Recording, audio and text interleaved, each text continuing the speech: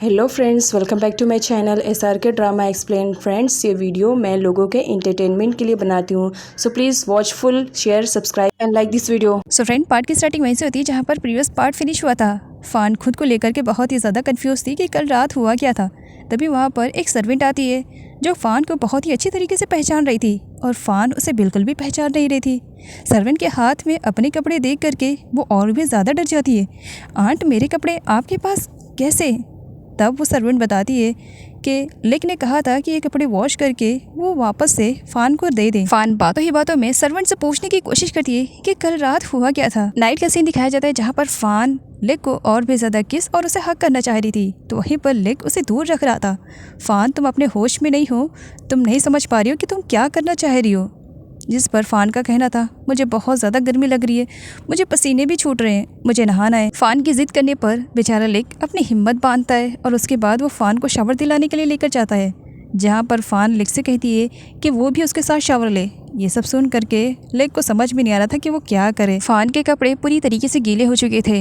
Lake उसे change करने की हिम्मत नहीं रख पा रहा था, तो इसी वजह से वो फ़ान से कहता है कि वो बस 2 मिनट रुके। उसके बाद लेक सर्वेंट के पास कॉल करता है और उसे फ़ान के कपड़े चेंज करने के लिए बुलाता है। अब यहाँ पर सर्वेंट इन सब के बारे में फ़ान को बताती है कि उसके कपड़े किस तरीके से उन्होंने चेंज किए और उसके बाल क्यों गीले हैं। अब यहाँ पर फ़ान को जब सच्चाई के बारे में पता चलता है कि कपड़े लेक ने नहीं बल्कि इस सर्वेंट ने चेंज किए, तो कुछ सेटिस्फाई फील करने लगती है। थोड़ी देर के बाद वहाँ पर लेक आता है जो फ़ान के लिए फ़ूड लेकर आया हुआ था, क्योंकि कल रात से ही फ़ान ने कुछ भी नहीं खाया था। बर्गर देख करके फ़ान के फेस पे स्माइल आ जाती है, ये तो मेरा फेवरेट है। और वो काफ़ी टाइम से भूखी भी थी, तो इसी वजह से वो फटाफट खा रही थी, जिसे देख करके लेक पीछे से स्माइल किए जा रहा होता है। इधर रोंग भी चलने की कोशिश में अब सारे स्ट्रगल करने लगी थी कि कुछ भी हो जाए उसे फिर से वापस चलना है, और इसमें उसके अंकल उसे पूरा सपोर्ट कर रहे थे। धीरे धीरे रोंग के अंदर सच में चेंजेस होने लगे थे। अब वो अपने पैर पर थोड़ा बहुत चल भी पा रही थी। कॉन्ग डायरेक्टर के साथ मीटिंग करने के लिए आई हुई थी, इस वजह से क्योंकि डायरेक्टर ने उसे फिल्म से निकाल दिया था। अब यहाँ पर कॉन्ग का कहना था कि हमारा एग्रीमेंट साइन हुआ था, तो तुम मुझे ऐसा नहीं निकाल सकते हो। जिस पर डायरेक्टर का कहना था, इतना सब कुछ तुम्हारे बारे में जानने और सुनने के बाद तुम्हें लगता है कि मैं तुम्हें फिल्म में मेल लीड का काम दूंगा? बिल्कुल भी नहीं दूंगा। तुम्हारी रेपुटेशन किस तरीके से बर्बाद हुई है, तुम्हें क्या लग रहा है अगर मैं फ़िल्म में तुम्हें काम दूंगा तो क्या मेरी फ़िल्म फ्लॉप नहीं होएगी?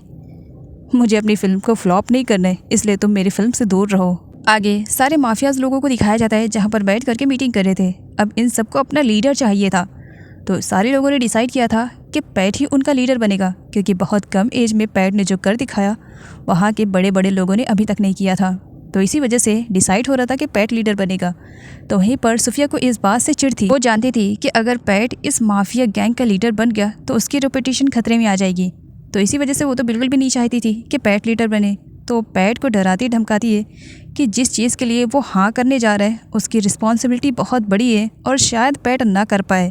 इसी वजह से सुफिया पैट से कहती है, 2 दिन का टाइम दे रही हूँ, सोचो समझो और उसके बाद डिसीजन लेना। जहाँ पर सारे माफिया लोगों की मीटिंग चल रही थी, तो वहीं पर कैट अपनी पूरी टीम के साथ पहले से ही आई हुई थी।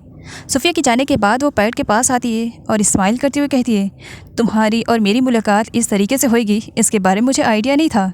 तुम्हें मेरे साथ पुलिस स्टेशन चलना पड़ेगा ये जानने के लिए क्या सच में तुम इलीगल तरीके से काम करते हो या लीगल तरीके से। बॉस हो ना इन सबके। और यहाँ पर सारे लोगों को छोड़ करके वो सिर्फ पैट और नीट को ही ले करके पुलिस स्टेशन जाती है। रोंग अंकल के साथ कॉन्ग और वॉट से मिलने के लिए आई हुई थी, क्योंकि जब डैड को उन दोनों के बारे में मालूम पड़ा तो डैड ने उन्हें घर से बाहर निकाल दिया था। तो यहाँ पर रोंग का कहना था, फिक्र मत करो, मैं डैड से बात करने की कोशिश करूँगी, वो तुम्हें इस तरीके से घर से बाहर नहीं निकाल सकते हैं। इतने दिनों बाद वॉट रोंग से मिला था, तब वो उसकी मैरिज लाइफ के बारे में पूछता है, क्या सब कुछ ठीक चल रहा है? जिस पर रोंग का कहना था, तुमने जो किया है इसके बारे में मैं भूल नहीं सकती हूँ, लेकिन फ़िलहाल तुम पूछ रहे हो इस वजह से बता दे रही हूँ, हाँ मेरी मैरिज लाइफ अच्छी चल रही है। कॉन्ग की आंखों में आंसू थे ये जान करके कि उसने कभी भी रोंग को अपनी सिस्टर एक्सेप्ट नहीं किया, हमेशा उसके लाइफ में प्रॉब्लम ही क्रिएट किए। और आज जब उसका वक्त ख़राब चल रहा है तब वही रोंग उसकी हेल्प के लिए आगे बढ़ रही है। ड्रग की वजह से फ़ान की कंडीशन ख़राब हो चुकी थी, जहाँ पर लेक उसकी केयरिंग कर रहा था।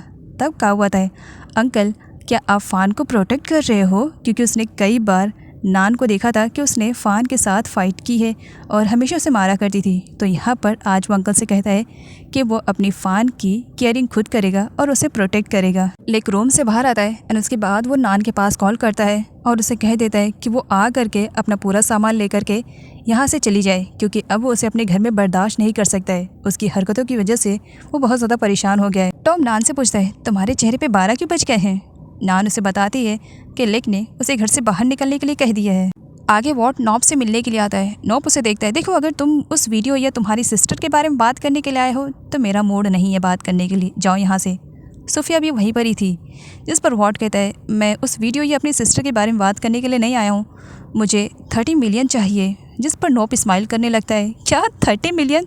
तुम्हारे पास चिल्लर नहीं है और तुम मुझसे 30 मिलियन ले रहे हो, तो इस 30 मिलियन के बदले में तुम क्या करोगे? तब वॉट कहता है, जो तुम मुझसे करवाना चाहोगे मैं कुछ भी करने के लिए तैयार हूँ, प्लीज़ तुम मुझे 30 मिलियन दे दो। नॉप कहता है, ज़रा सोच समझ कर बोलो, मैं जो कहूँगा तुम्हें करना पड़ेगा। तब वॉट कहता है, 30 मिलियन के लिए मैं कुछ भी करने को तैयार हूँ। पैट और नीट को पुलिस स्टेशन में आए हुए काफ़ी टाइम हो गया था। थोड़ी देर के बाद वहाँ पर कैट की एंट्री होती है। कैट उन लोगों से सॉरी बोलती है, मैंने इन्वेस्टिगेशन की और मुझे तुम्हारी गन्स और बाकी सारी चीज़ें तो लीगल मिली। वैसे तुम लीगल काम करते हो, ये जान करके अच्छा लगा। तब वहाँ पर नीट का कहना था, इतना ज़्यादा टाइम हमारा वेस्ट किया और सिर्फ सॉरी कह रही हो। पैट को सोच में डूबा हुआ देख करके नीट पूछता है, क्या सोच रहे हो बॉस? तब पैट कहता है, उस मीटिंग में तो बहुत सारे लोग थे ना, लेकिन इस कैट ने इन्वेस्टिगेशन के लिए सिर्फ तुम्हें और मुझे ही क्यों चुना? और इतना ज़्यादा टाइम लेने के बाद ये कह रही है कि सारी चीज़ें लीगल है। मैं कुछ समझ नहीं पा रहा हूँ, आखिर ये कर क्या रही है? पैट रूंग के पास कॉल करता है। रूंग उससे कहती है, इतने रात गए, तुम कहाँ हो? तुम मुझे अभी तक रिसीव करने के लिए नहीं आए। तब पैट रूंग से कहता है, तुम हो कहाँ? रूंग बताती है कि वो अपने अंकल के पास है और यहाँ पर बहुत सारे मच्छर हैं। तब पैट कहता है, अच्छा बस 2 मिनट दो, मैं वहाँ पर पहुँच रहा हूँ तुम्हें रिसीव करने के लिए, इंतज़ार करना। पैट से बात करने के बाद जब रोंग टर्न होती है तो वहाँ पर वॉट था। रोंग वॉट से पूछती है, इतनी रात गए तुम यहाँ पर कैसे? अभी कुछ वो पूछती उससे पहले वॉट उसे बेहोश कर देता है। रोंग को जब होश आता है तो उसके हाथ पैर बंधे हुए थे और आंखों पर पट्टियाँ बंधी हुई थी। उसे लग रहा था कि सामने वॉट है, तो वॉट समझ करके वो बातें कर रही थी कि आखिर वो चाहता क्या है।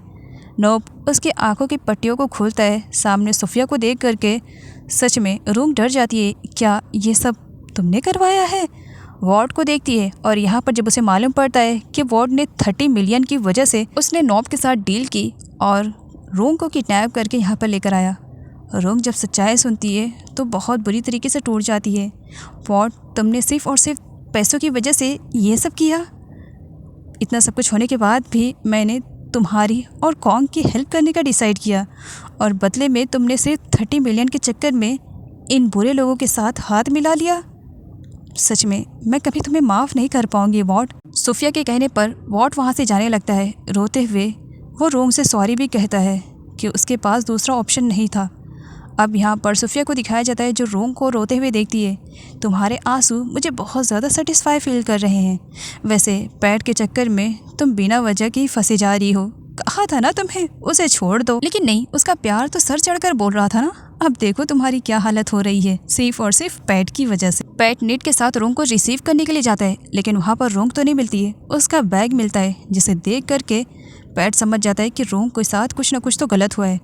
आगे वो नोप के बंदों को गन पॉइंट पर रखता है, उन्हें डराता और धमकाता है ये पूछने के लिए कि नोप रोंग को किडनैप करके कहाँ पर लेकर गया है। उन लोगों को कुछ भी नहीं मालूम था। नीट पैट के गुस्से को कंट्रोल में करता है और कहता है इन पर भड़क करके कुछ फ़ायदा नहीं है, क्योंकि सच में इन लोगों को आइडिया नहीं है कि रोंग कहाँ पर है। सुबह हो जाती है, लेकिन रोंग के बारे में पैट को अभी तक कुछ भी नहीं मालूम पड़ा। पैट बहुत बुरी तरीके से डरा हुआ था रोंग को लेकर के। वो लेक के पास कॉल करता है। उसकी आवाज़ सुन करके लेक कहता है, पैट क्या बात है, तुम डरे हुए लग रहे हो, कुछ गलत हुआ है क्या? पैट लेक को बता देता है कि रोंग को किसी ने किडनैप कर लिया है।